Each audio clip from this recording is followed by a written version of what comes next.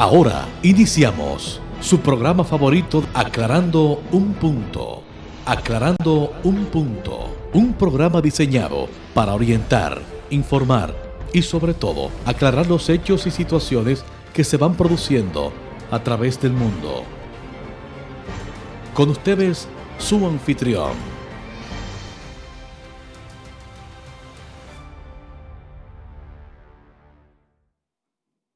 Saludos amigos, saludos a todos donde quiera que se encuentren. Qué buenos que están con nosotros en otro programa más de Aclarando un Punto. Juan Martínez con todos ustedes, siempre dándole las gracias por su atención, por su conexión ya con nosotros, con este su programa, nuestro canal de YouTube Aclarando un Punto. Gracias a todos los que se han estado suscribiendo, a todos los comentarios que nos hacen a través de este programa, y también a todos ustedes por estar ahí con nosotros a través, no solamente aquí donde hacemos este programa en Boston, Massachusetts, sino en todas partes del mundo que se conectan, porque a través de la conexión cibernética nos están viendo en Europa, en Centroamérica, el Caribe y parte de Asia. Así, gracias a todos ustedes. Siempre recuerden sugerirle a los demás que se suscriban y compartan este programa, porque este es un programa de ustedes, para que lo compartan en familia y lo puedan también analizar. Hoy tenemos, como siempre, un programa especial, pero antes no puedo comenzar sin dar las gracias a todo el poderoso, a todo nuestro Creador, nuestro gran Padre, al único Dios que nosotros tenemos, que nos permite estar con todos ustedes cada semana, nos da esa fortaleza, nos da la salud, nos da la oportunidad de a través de estos medios llegar a todos ustedes y compartir lo que queremos, como siempre, comunicarnos para que nosotros podamos levantar nuestra conciencia, educarnos ustedes con nosotros, y así aprender cada día más y estar al tanto de los acontecimientos. Miren, hoy vamos a hacer un programa dividido en dos partes. La primera, no podemos dejar de obviar un aniversario más de esa gesta gloriosa del 24 de abril de 1965, que comenzó un 24 de abril, y que realmente podíamos decir y ser específico en esto, de que después de nuestra guerra de independencia y después de nuestra restauración de la independencia, el tercer y mayor acontecimiento que ha transcurrido en la República Dominicana ha sido la Guerra de Abril de 1965, o la insurrección, como muchos le podrían llamar. Pues fue un acontecimiento que realmente en los asuntos históricos de la geopolítica mundial puso a República Dominicana en un lugar y se dio a conocer un país en el mundo, como decía nuestro Pedro Mir, que habían hombres y mujeres dispuestos a defender con honor y con dignidad la patria, y que no nos dejamos amedrentar por ningún gigante ni nadie como fuese el enemigo fuerte en ese momento, ni por grupos poderosos económicos de República Dominicana y algunos extranjeros que querían imponernos su voluntad.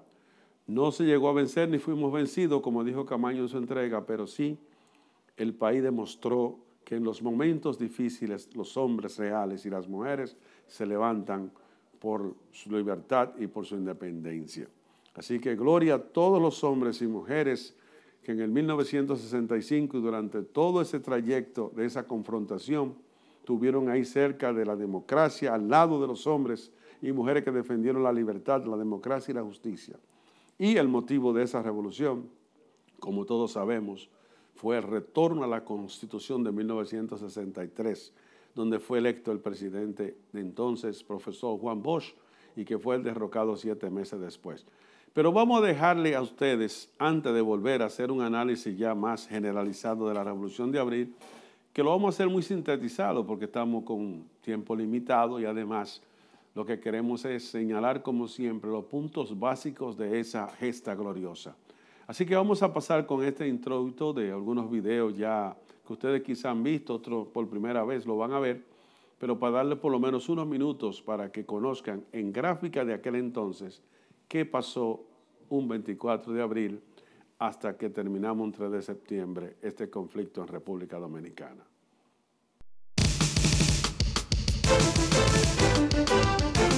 Martes 27 de abril.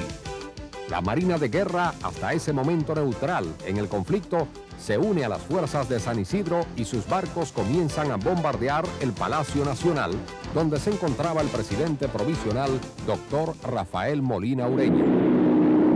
La Fuerza Aérea arrecia sus bombardeos sobre la ciudad.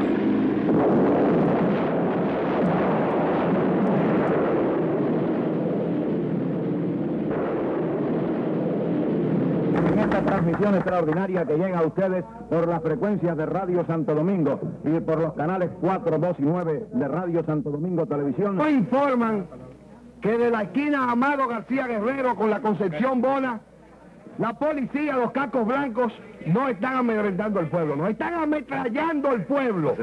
En la Amado García Guerrero con Concepción Bona están ametrallando y nos informan que desde el puente están también ametrallando. Así es que esto tiene que definirse definitivamente la situación de la policía. Con permiso, a todas las personas residentes en la ciudad de Santo Domingo, sobre todo en el centro de la ciudad, la consigna es colocar espejos en las azoteas. Con esos espejos, de acuerdo a informaciones que tenemos de pilotos, no pueden volar por los reflejos. Espejos en todas las azoteas de Santo Domingo, inmediatamente.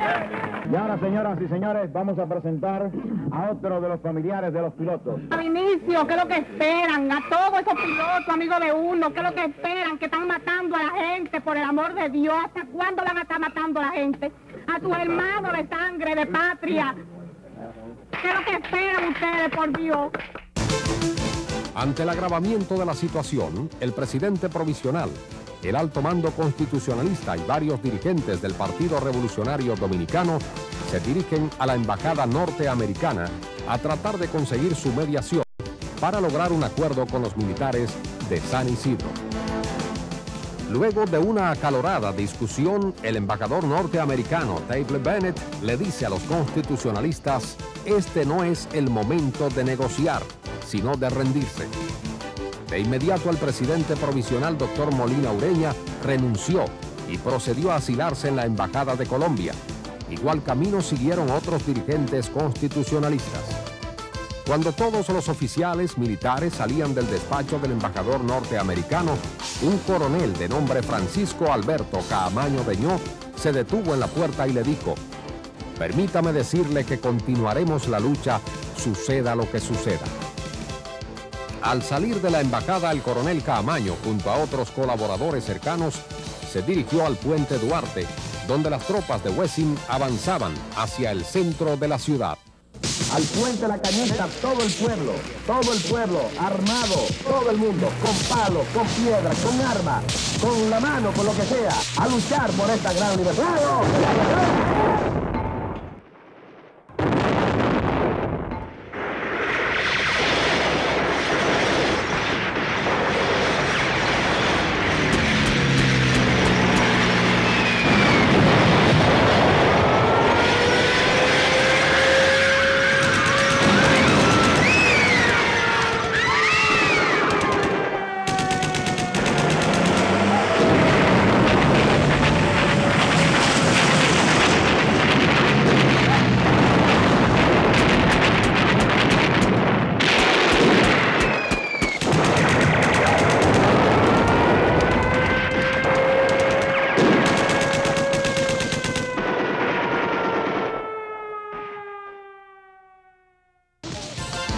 La presencia de Caamaño junto a otros militares constitucionalistas en la margen occidental del puente Duarte levantó la moral de los combatientes, quienes, liderados por Caamaño, hicieron retroceder a las fuerzas de Wessing hasta dejarlas en desbandadas. El profesor Juan Bosch, desde Puerto Rico, y ante la imposibilidad de regresar al país, delega sus derechos constitucionales al coronel Caamaño, y de inmediato los miembros del Congreso, elegidos en las elecciones del 62, se reúnen de emergencia y proclaman al coronel Francisco Alberto Caamaño Deñó presidente de la República. Pidiendo la Constitución de la República Dominicana y la juramentación de Caamaño como presidente provisional de la República Dominicana.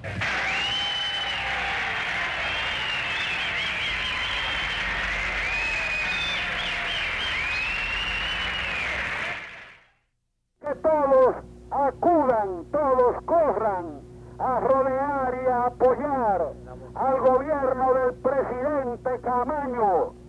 Yo lo apoyo con toda el alma, con todo el corazón. Ese es el gobierno constitucional, el gobierno que el pueblo dominicano se ha dado en la hora más hermosa de toda su historia. Arriba, dominicanos, a apoyar en todas las formas, a dar toda clase de ayuda al gobierno constitucional del presidente Camaño, que es el gobierno de todos los dominicanos demócratas. Del miércoles 28 de abril en adelante, con el patrocinio de la Embajada de los Estados Unidos, se crea en la base aérea de San Isidro una junta militar presidida por el coronel Pedro Bartolomé Benoit.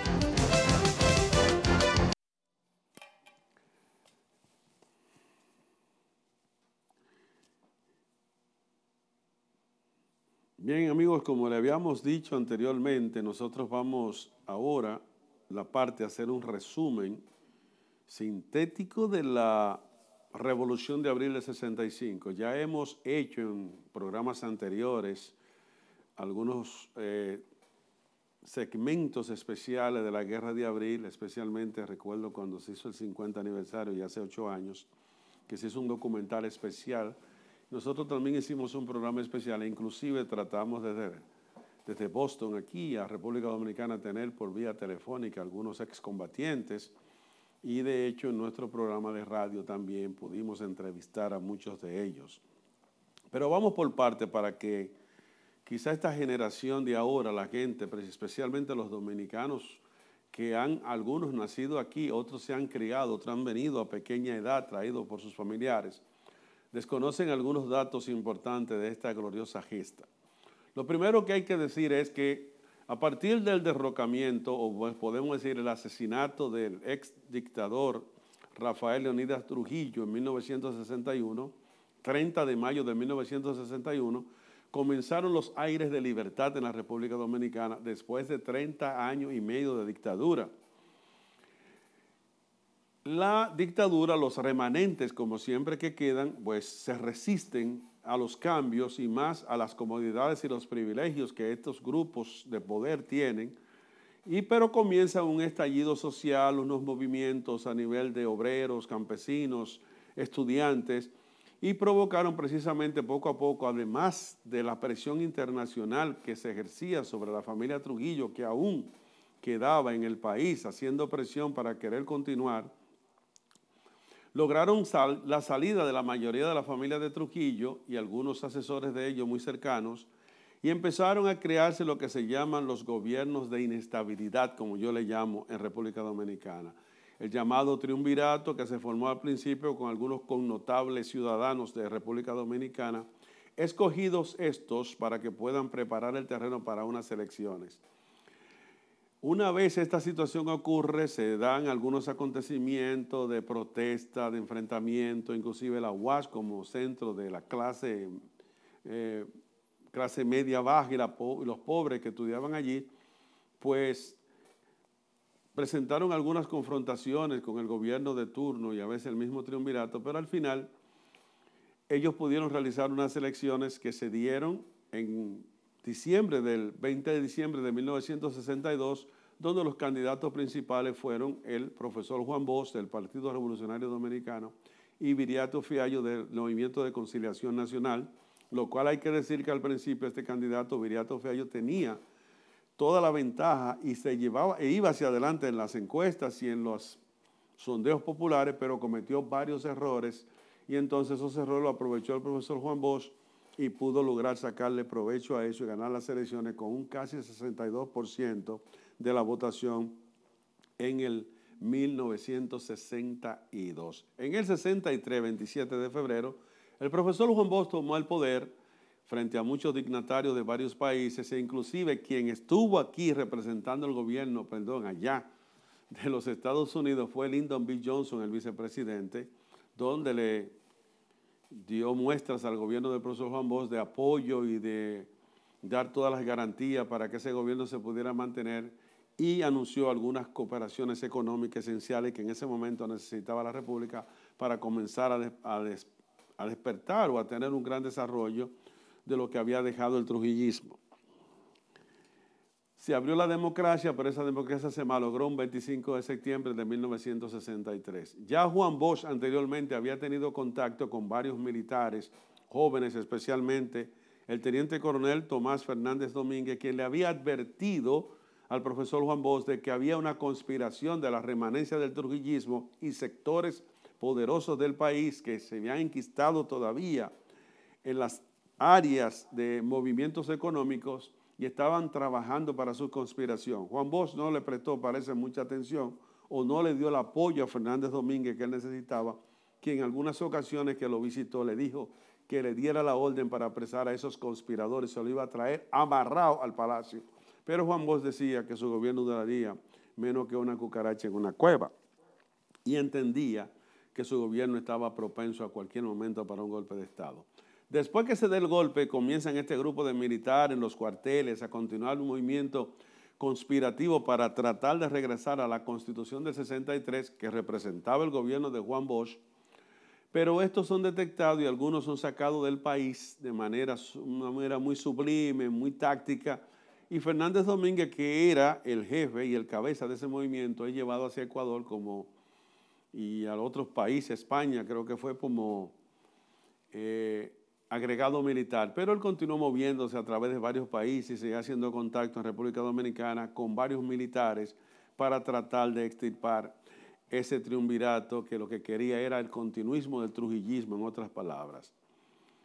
Ese triunvirato entonces, ya para 1965, era encabezado por don Enrique Cabral, quien encabezaba el triunvirato y quien había auspiciado también la corrupción muy abierta de los militares con las famosas cantinas que tenían, que no eran más que un negocio con la comida y la situación del suplemento que le daban a los militares, lo cual lo alteraban 5 o 6 veces. Y la corrupción de antes que ustedes están viendo ahora, no crean que era ajena antes, era lo mismo que se hacía, pero había menos presupuesto y había menos volumen de dinero. Ahora lo que pasa es que hay más dinero, hay más presupuesto y roban más. Muchas contradicciones que crearon entre los militares también y los sectores de poder para dar el golpe de Estado a Juan Bosch.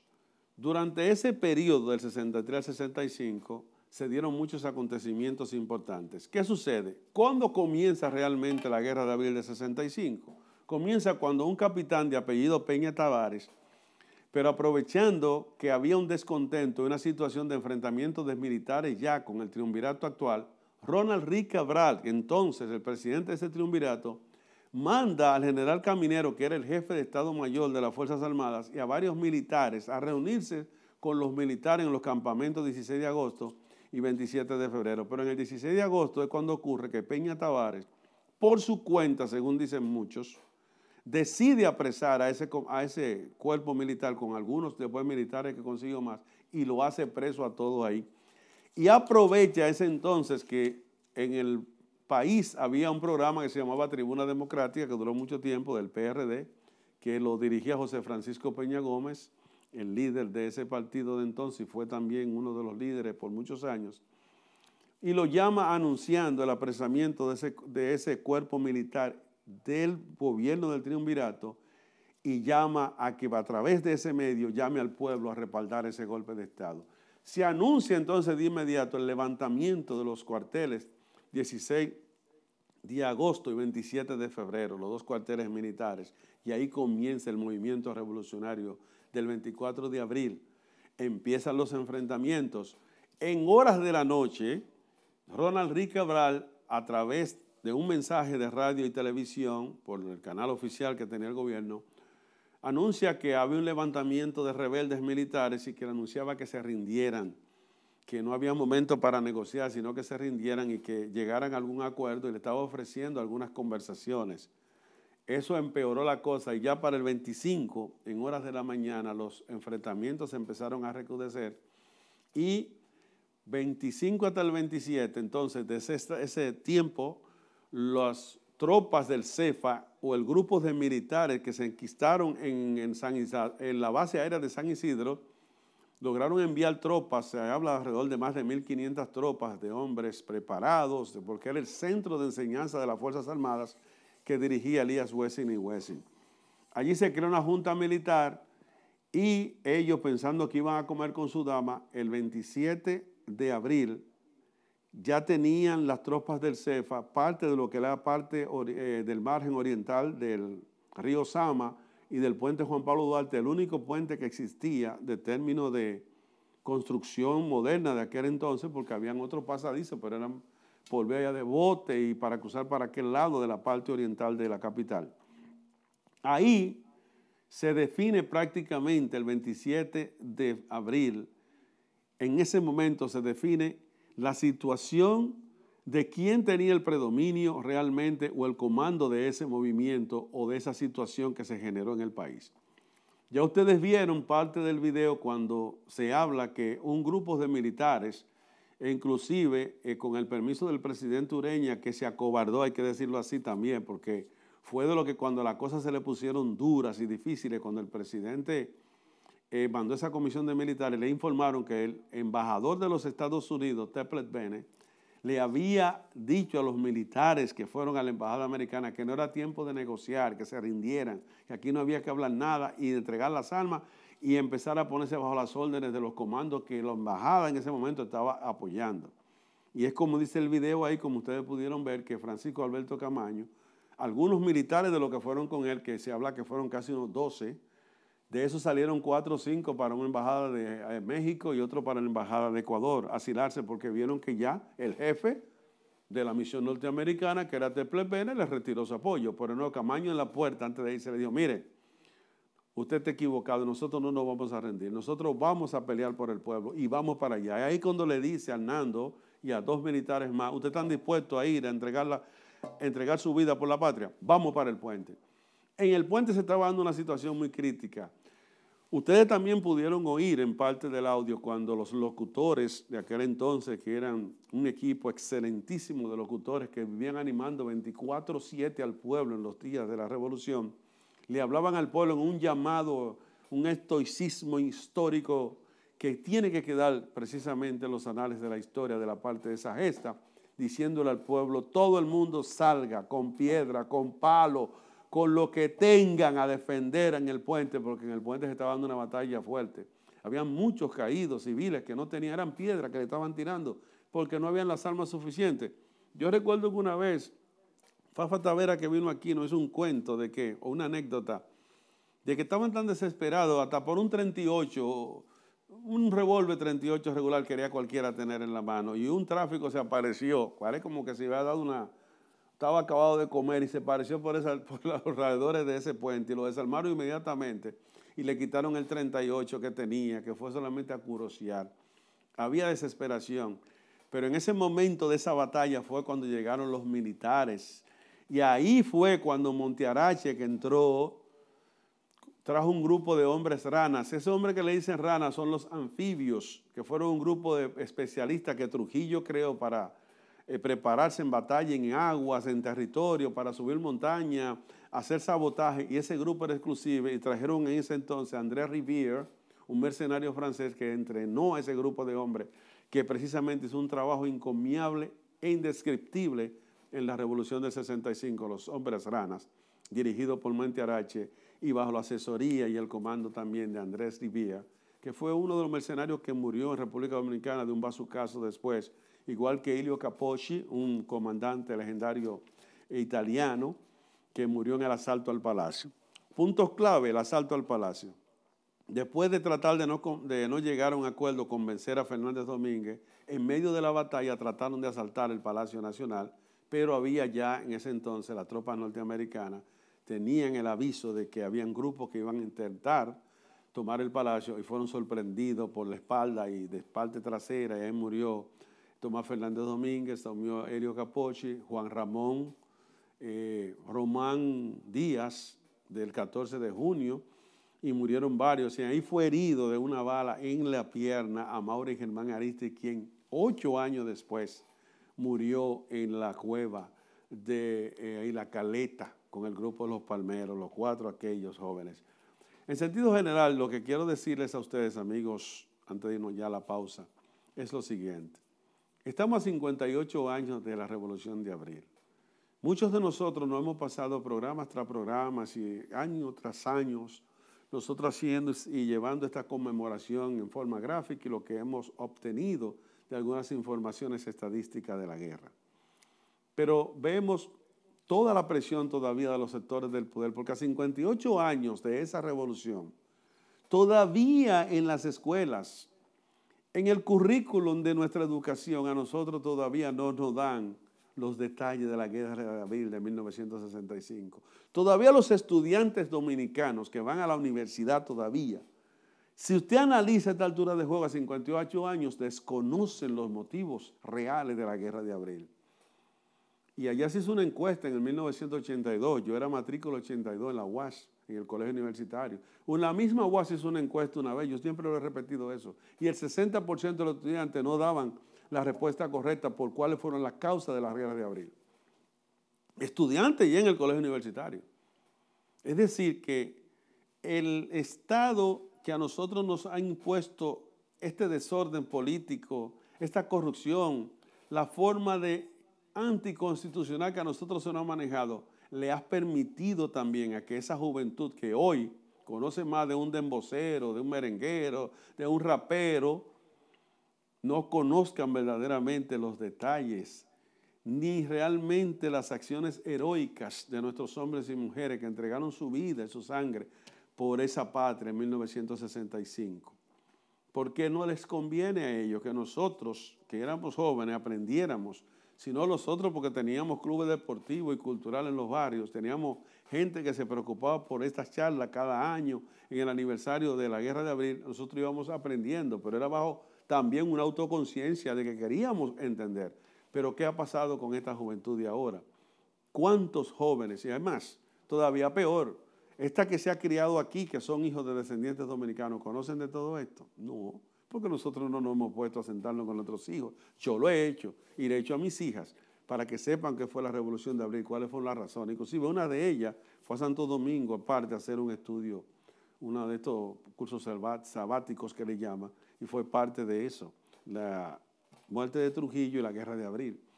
Por lo menos me siento orgulloso de que algo ella sabe, que hubo una conciencia dominicana y una lucha para eso, también defender la soberanía nacional y la dignidad de la patria.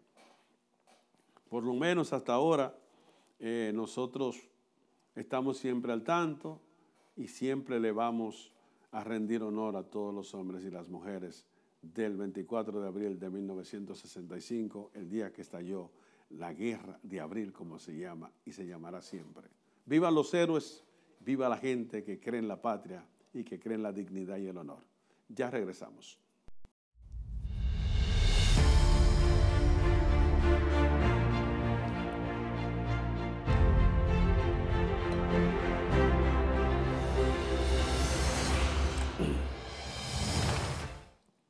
Si lleva tiempo queriendo hablar con un abogado de inmigración de su estado inmigratorio, no espere más.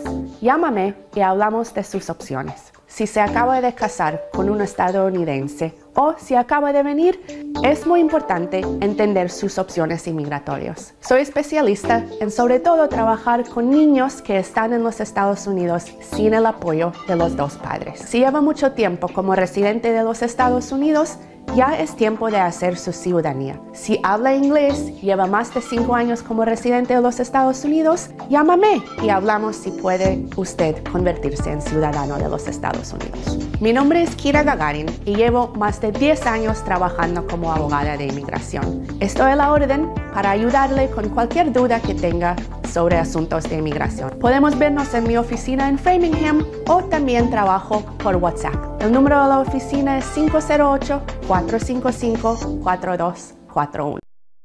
Boston se viste de blanco por Baní. Sábado 17 de junio, 6 de la tarde. Y nos vamos a divertir en grande. Todos vestidos de blanco en la fiesta de gala de la Fundación Latidos de Amor. Une tu corazón para ayudar a gente que lo necesita. Los fondos recaudados de este evento serán destinados para la construcción de una casa para una familia necesitada de Baní. De blanco por una causa. Lugar Lombardos. Contamos contigo.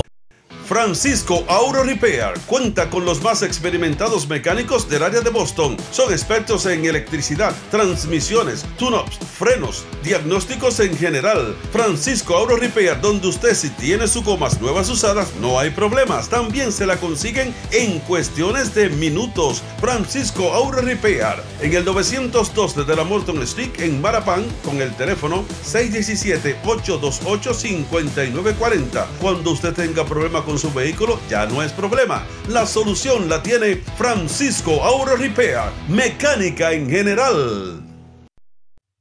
Una cosa es conocer de historia y otra muy diferente es vivirla de cerca. Este 2023 visitaremos Israel, nuestra tierra prometida. Revive los momentos más importantes de nuestra fe como pueblo de Israel, desde el lugar donde sucedieron. Seguiremos los pasos de Yeshua HaMashiach en una travesía en barco por el mar de Galilea, Capernaum, Caná, donde Yeshua realizó su primer milagro, Jericó, el Mar Muerto, Jerusalén y muchísimo más. Del 12 al 19 de noviembre vivirás una experiencia inigualable que te conectará con las raíces de tu fe. ¿Estás listo para lo que viene? Prepárate para vivir un viaje inolvidable. Será un tour inolvidable. La gracia de Adonai yo sé que te bendecirá. Y nos va a sorprender. Vámonos para Israel. No te quedes.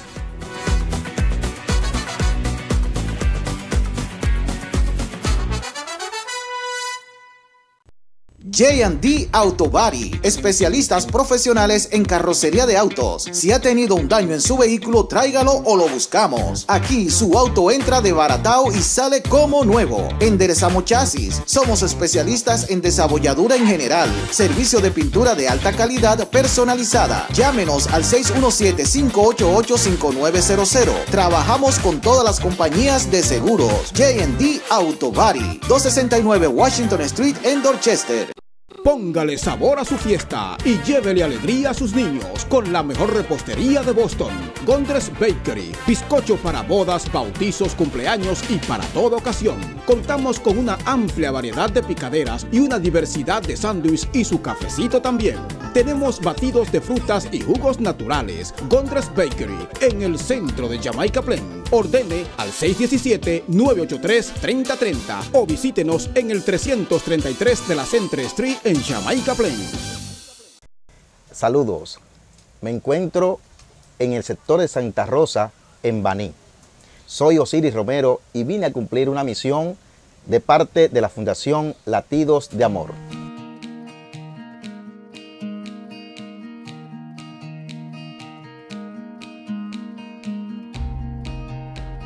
Venimos por aquí para conocer sus necesidades, ya que nos han informado que, verdad, que, y por lo que hemos visto ya también, necesita de la ayuda de todos. Sí, yo necesito de todo un poquito, porque no tengo a Dios la vida.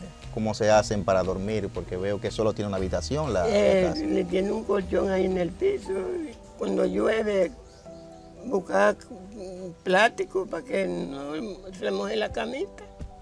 Es por eso que la Fundación Latidos de Amor te invita a que te una a su Blanco por una Causa. Se realizará el sábado 17 de junio en Lombardos, en la ciudad de Boston. Contamos contigo.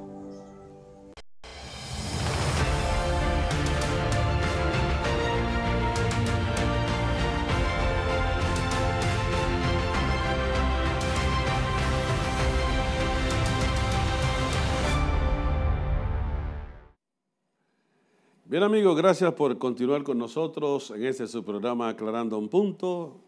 Su anfitrión, Juan Martínez, dándole las gracias por estar ahí con nosotros. Manténganse ahí porque vendrán siempre muchas cosas buenas e interesantes.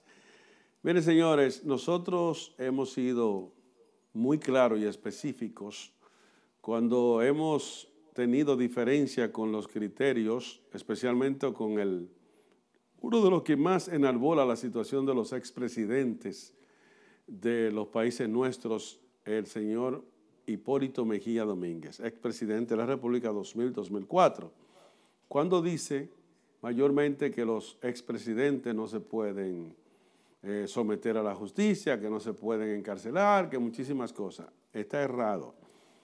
Y está errado porque hay un país que es ejemplo de que sí los expresidentes pueden ir a la cárcel siempre y cuando se le pruebe o se confirme que han violentado cualquier situación constitucional o han cometido un delito por lo cual puedan ser juzgados. Porque un presidente de un país, en el momento que ejerce las funciones de presidente, es un administrador de los bienes del Estado.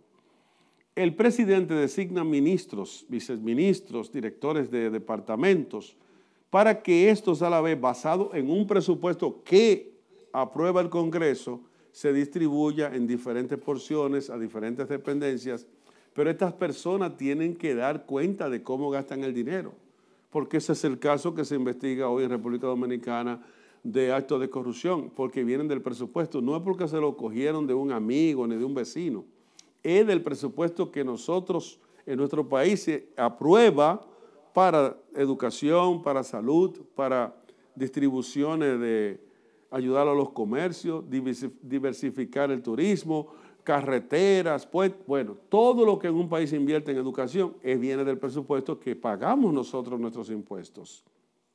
Entonces, no cabe ni va a ser permisible ni permitible que los expresidentes hagan lo que les dé la gana, porque entonces, ¿cuál sería el parámetro jurídico que tendría un expresidente que hace lo que le da la gana porque nunca lo van a someter a la justicia? Pues no. Perú, en este momento, tiene un récord de más expresidentes sometidos a la justicia que estén presos. En este preciso momento, nosotros vamos a hablar del tema de Alejandro Toledo. Alejandro Toledo, expresidente del Perú, había sido ya durante un tiempo indicado o a través del Ministerio Público de Perú como una de las personas principalmente responsable de haber cogido sobornos de la compañía Odebrecht. Odebrecht, esa misma que República Dominicana llegó, que sobornó, que admitió y que dio y que se comprometió a dar 92 millones, que no lo ha pagado todavía completo. Y habló de muchos funcionarios y políticos que recibieron sobornos. En países como Panamá, en Guatemala, en México, en Colombia, Ecuador, hay personas sometidas a la justicia, ministros y hasta presidentes investigados. El único país donde no se ha sometido a un presidente ni a muchos funcionarios que han salido, se hizo un show, fue en República Dominicana. A Toledo se le acusa de haber recibido 35 millones de dólares en algunas maniobras de contrato que hizo con Odebrecht a través de una mega construcción.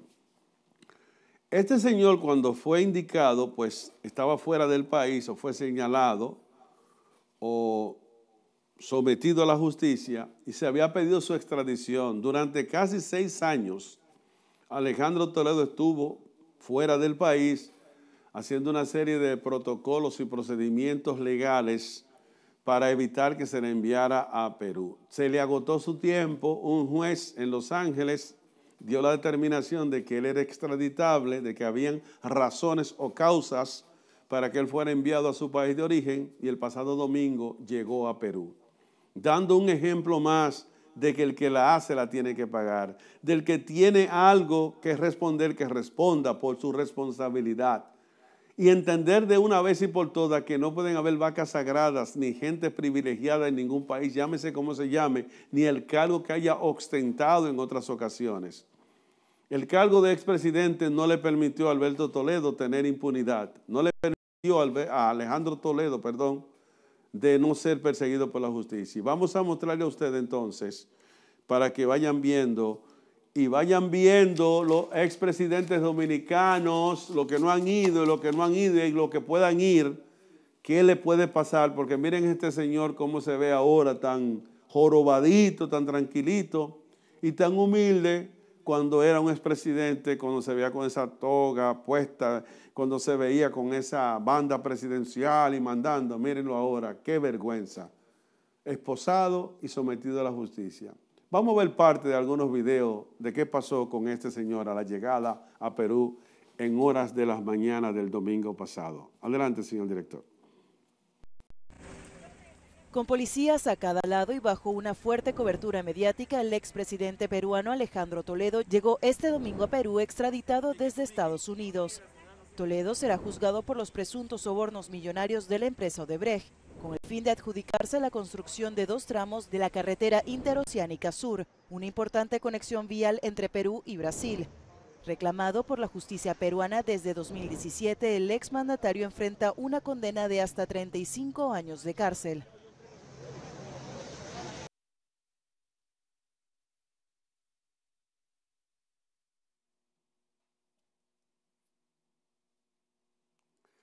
Bien, miren, Perú en este momento tiene 3 expresidentes presos, con Toledo que llegó ahora.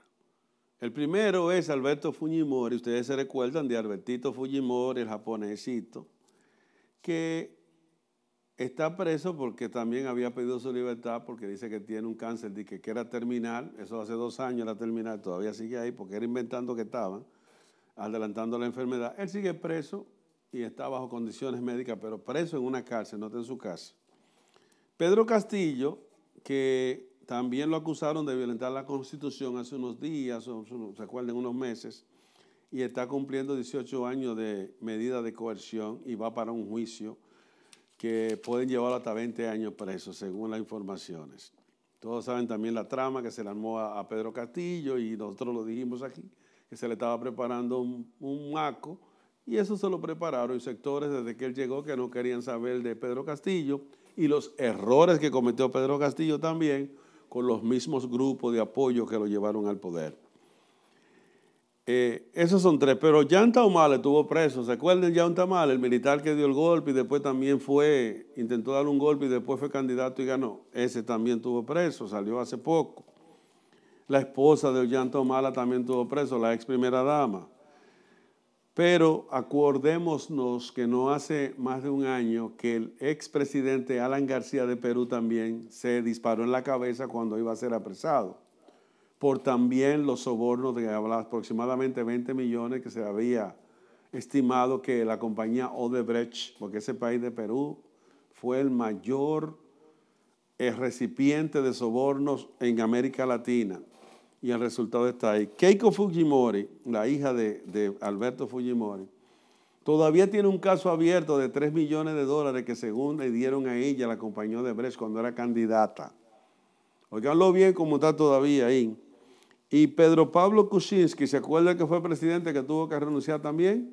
También está sometido e investigado porque según $500 millones le dio la compañía Odebrecht que dañó a América Latina. Pero como decía también el presidente Marcelo, yo no dañé ni corrompí a nadie, es que ellos eran corruptos ya antes de coger el dinero. Entonces, yo quiero que nosotros tomemos en cuenta muy claro de que no hay vaca sagrada con los expresidentes. Allá en República Dominicana parece sí que lo hay, porque a esta altura de juego todavía tenemos el caso de Danilo Medina, todo señalado, todos los funcionarios, toda la gente más cercana a él, sus familiares, hermanos y hermanas, y él todavía no ha sido ni siquiera interrogado. Eso es una vaca sagrada todavía. Leonel Fernández, todo el mundo sabe la cantidad de actos de corrupción que su gobierno se dieron y que tiene un funcionario ahí que fue el director de la emisora de entonces, Félix Bautista, que todavía Félix depositó 25 mil millones de pesos en su gobierno y hicieron un show en el mismo gobierno de Danilo Medina, como le dijimos, y ahí está Félix Bautista, un mayimbe del San Juan de la Maguana, comprando votos, comprando gente, y Leonel Fernández, que es el apoyador y el soporte de él, ahí están y no han sido sometidos a la justicia, ni siquiera con un expediente todavía. Hay vaca sagrada en República Dominicana todavía, es cierto. Y así podríamos ir mencionando caso tras caso. Pero en definitiva, lo he dicho en muchas ocasiones, revisemos si hay que revisar la Constitución Dominicana, si hay que insertar algunos artículos para saber por qué razón, cuáles son las responsabilidades de un presidente. Un presidente manda y ordena y los funcionarios de ustedes los oyen, que por órdenes precisa el señor presidente de la República, por órdenes exclusivas se va a hacer tal cosa y se hizo. Cuando entonces aparecen esos presupuestos que se otorgan para esas obras, muchísimos actos de corrupción. El presidente no sabía nada. Pues el presidente ordenando está diciendo, le entrego 100, 200 millones para esta obra, esta carretera, este hospital, esta escuela. Entonces, tiene también que recibir cuentas al que le está dando ese dinero. Entonces, el presidente no sabe nada. Los presidentes dicen que le asombra, que tal funcionario se ha sometido. No, ellos lo saben todo. Pero esa es nuestra querida República Dominicana. Y digo, como vieron ustedes ahí ese video o esa foto de... Mírenlo como lo llevan ahí. Él se está tapando con el jaque porque no le vean las esposas que le pusieron. Eso da vergüenza. Un expresidente que un pueblo lo eligió para que manejar, administrar el dinero de un pueblo, porque ese es el mayor pecado y castigo de esta gente, que se le entrega la confianza en un voto que se echa cada 4 o 5 años, dependiendo en qué tiempo sean las elecciones en cada país. Y ese pueblo queda defraudado. Por eso es que cada día los pueblos están creyendo menos en los partidos políticos y en los políticos. Por eso cada día la gente tiene más desconfianza con los políticos. Por eso todos los que estamos en política, incluyéndome que estoy yo, estamos desacreditados. Porque es difícil ya entender que alguien vaya al poder sino a enriquecerse y a enriquecer a grupos en torno para crear un sistema de corrupción como lo tenemos en nuestra República Dominicana, donde lamentablemente salen tantos defensores de esos corruptos y gente que calla o otorga a esos corruptos, le da el beneficio de la duda de estarlo entrevistando y complaciente en los programas de televisión y de radio, porque nosotros también no hemos aprendido a tener una conciencia clara de lo que es rechazar esa conducta inmoral que tienen esos políticos. Sin embargo, lo aplaudimos cuando son más corruptos que más se aplauden. Y esa es una de las razones. Y había en estos días una discusión en un programa de televisión sobre la conciencia. Uno de ellos le estaba echando la culpa a parte del pueblo. Creo que sí, que también los pueblos de nosotros tienen un 50% de culpa. Yo entiendo el otro 50%, el manipuleo, la forma de cómo nosotros con la propaganda inductiva y la sublime nos engañan, nos llevan a que volvamos a apoyar a los mismos ladrones que nos roban, nosotros volvemos a darle el voto. A los mismos sinvergüenza que acaban de dejarnos sin hospitales, gente muriéndose de los riñones, de alta presión, de una medicina, nosotros volvemos y le damos el voto. Entonces después vamos a criticar a los mismos que nos dejan sin agua, sin acueductos, nos dejan sin medicina. Entonces, ¿qué hacemos si votamos por lo mismo? La conciencia debemos abrirla, que si hacemos lo mismo, vamos a tener los mismos resultados.